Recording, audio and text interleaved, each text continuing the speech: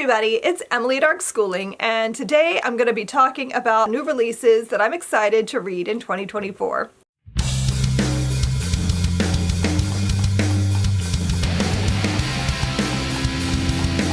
So I'm going to focus on January, February, and March. So we're only going to be talking about like the first 3 months of the year, but there's some books that I'm already really excited about reading. So let's just get into it. I'm not going to be able to give you guys a really good synopsis of any of these. A few of them I know enough about to talk, but like some of them I'm just like, this sounds cool. So I'm going to do my best. Let's start with January. So the first book I want to talk about that comes out in January is Mislaid in Parts Unknown. This is the latest in the Wayward Children's series by Seanan McGuire. It's all about portal fantasy where children are at this school, they're finding doors, going to magical worlds, and this is like about them being kind of kicked out of those worlds and trying to get back in. I have no idea what this book is about because I am like 3 books behind. So I really need to catch up in order to even attempt to read or talk about this book. Of course, I pre-ordered it. I'm going to have it because I love the series. I just need to catch up. So I can't tell you a dang thing about it. I don't know anything because I don't know what's been happening in the last couple of books. But it's easy to look up if you want to know more, but like this is a series that I love and I'm going to really work hard at catching myself back up this year. The next book I want to talk about is one I can tell you something about, and that is Most Ardently, a Pride and Prejudice remix. This is by Gabe Cole Novoa and it comes out on the 16th of January. This is a new book in the Classics Remixed series. I've really enjoyed the ones I've read. I haven't read all of them, but this one is a Pride and Prejudice retelling, and we're following, I think, a gay Darcy and a trans Lizzie Bennet character, but I don't know too much about like what's going on here. I just know this is Pride and Prejudice retelling, and that's always something I'll pick up because I love Pride and Prejudice. I really enjoy like reading the remix series because they take a story that you know really well and they kind of flip it around and change just a little bit but make it into something new. So really like the series a lot and I'm looking forward to reading this one. Okay, the next book I want to talk about is Diva by Daisy Goodwin, and this comes out on the 23rd of January. This is a book about an opera singer. I'm trying to find out what time period. This is also historical fiction. It's set in the glittering and ruthlessly competitive world of opera. So it's about an opera singer who falls in love with the Greek shipping magnate Aristotle Onassis. She falls in love with him, but then he leaves her. He marries Jackie Kennedy. So like it's a historical fiction set in like the 60s, I think, and it just sounds like it's going to be a good time. I enjoy reading this time period. I enjoy reading historical fiction about real people, so I think this will be a really good one. Then there's 2 middle grade historical fiction books coming out in January that I'm looking forward to. The first one is A Meal and the After, and this is by Veera Hiranandani, and it comes out on the 23rd. And this is I don't know if it's a sequel or a companion to The Night Diary. So if you read The Night Diary by Veera Hiranandani and you really liked it, this is a like companion story to it, and you're following a character who is both Muslim and Hindu and their experiences after the partition. So it sounds like it's going to be really good. I really loved The Night Diary, so I'm excited to read this one. Then we also have The Songbird and the Rambutan Tree by Lucille Abendanon, and that comes out also on the 23rd. Lots of books on the 23rd. So this one is set in 1942 in Batavia, the Dutch East Indies, and you're following a girl named Emmy who loves to sing and has a great voice, but hasn't sung since a family tragedy happened. And now with the war looming, her father wants to send her off to a boarding school in England, but she wants to stay where she is with her family and with her friends. And then war breaks out and I don't really know too much more than that, but this sounds like it's going to be a book that I love.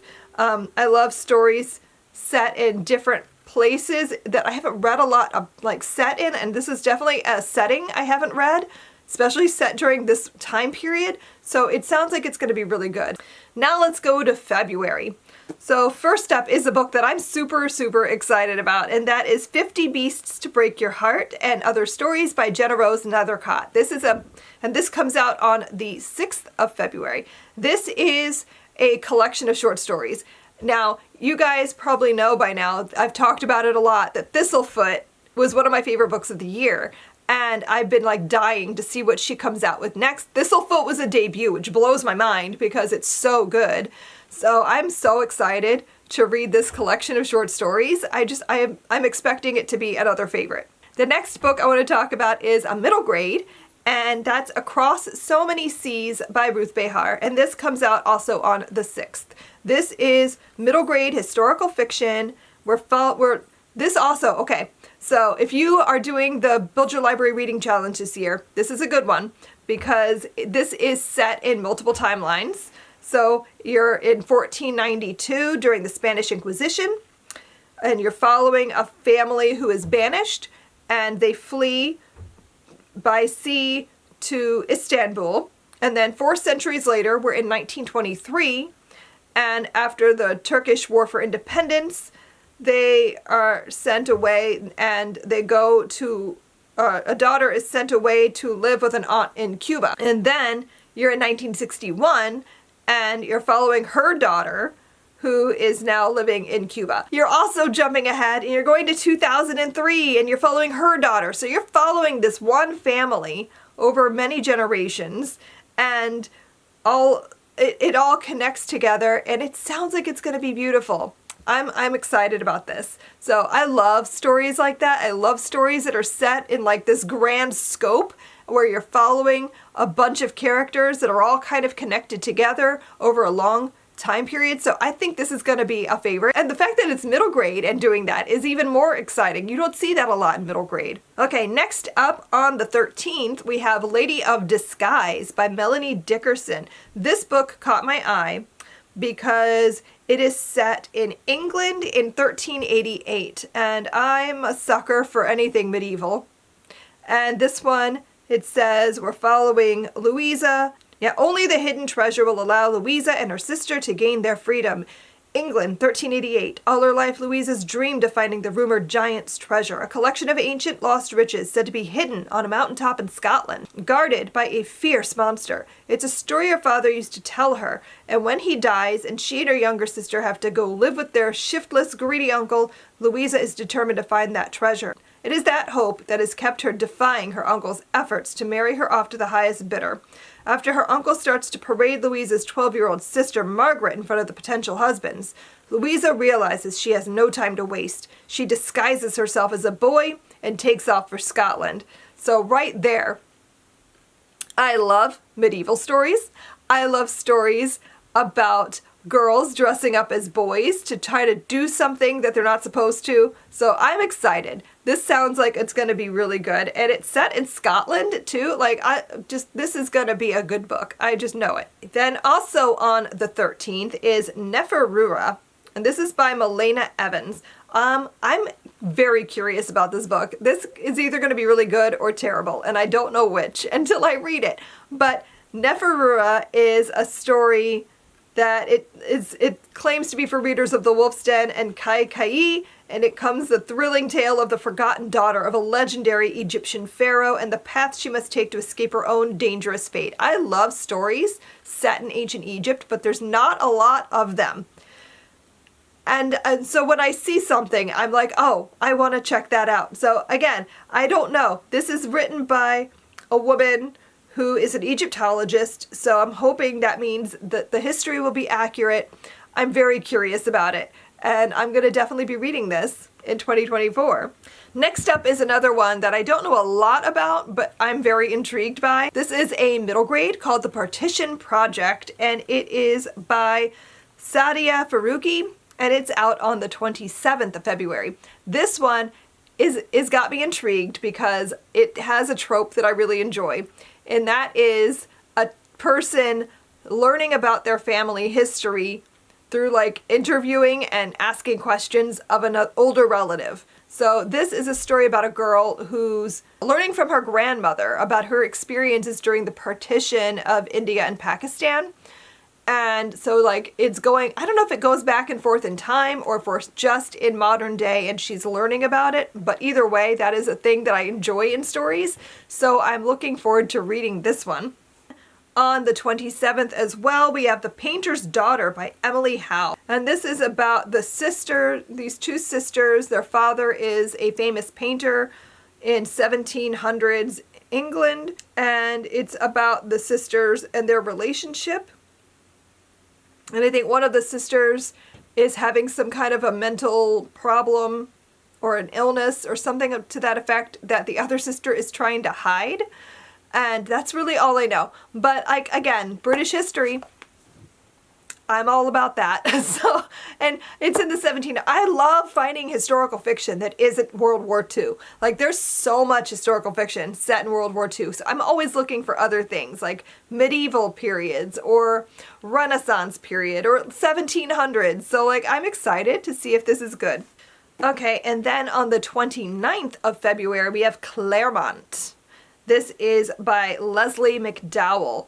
And you guys, this cover, that's the thing that caught me. I saw the cover and went, ooh, what is this?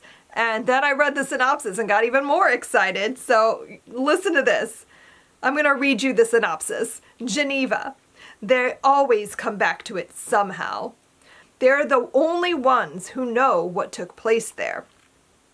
1816, a massive volcanic eruption has caused the worst storms that Europe has seen in decades.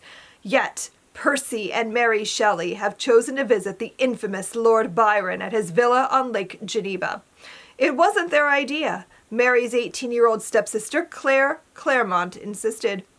But the reason for Claire's visit is more pressing than a summer escape with the most famous writers in the world. She's pregnant with Byron's child, a child Byron doesn't want and scarcely believes is his own. Clara has the world in her grasp. This trip should have given her everything she's ever dreamed of, but within days her life will be in ruins. History has all but forgotten her story, but she will not be silenced. I need to read this immediately. This sounds great. I have such good feelings about this book. Did you see the cover? It's gonna be good. Now let's go to March.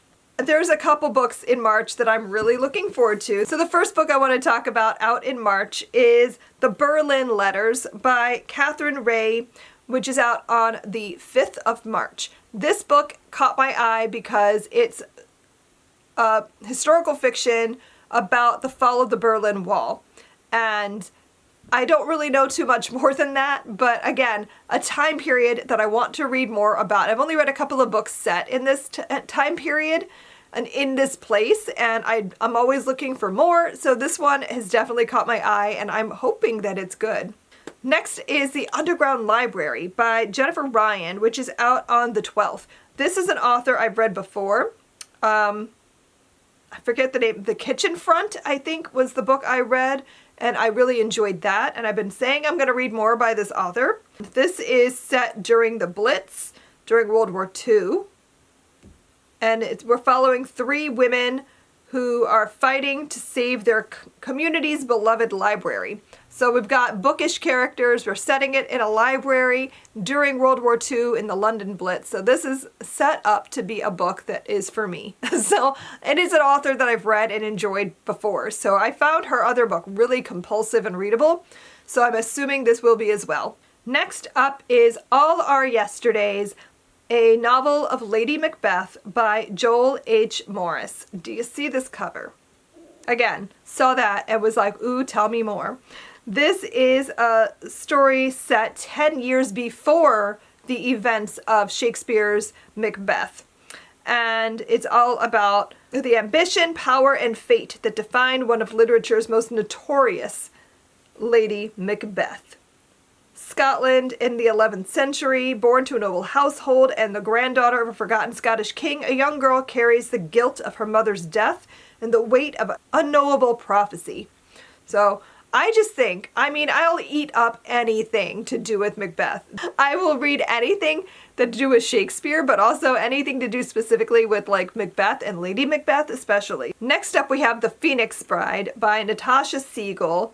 Again, do you see this cover? Like, I know you're not supposed to judge a book by its cover, but I absolutely will always judge a book by its cover. If I see a gorgeous book cover, I am absolutely going to pick that book up because look how pretty that is. This one comes out on the 12th. This one caught my eye because of that cover, but also this is a story about plague, fire, and forbidden love in 17th century London. So 1666, plague. This hits the prompt for reading a book about a plague in the Build Your Library Reading Challenge. So you might want to check it out. I don't know. This could be good. I'm not reading the whole synopsis, but it sounds really good. So, in that cover, it's beautiful. Like, I'm obsessed.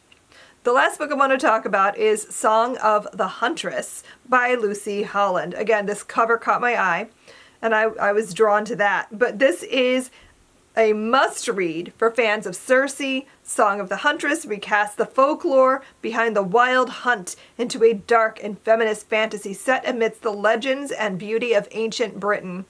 So we're following characters in Britain in the year 60 AD, hoping to save her lover and her people from the Romans. Herla makes a desperate pact with the king of the other world. I think this is going to be great. I'm excited. This might even end up being a book club selection at the end of the year because I just feel like I want to talk about this book with people.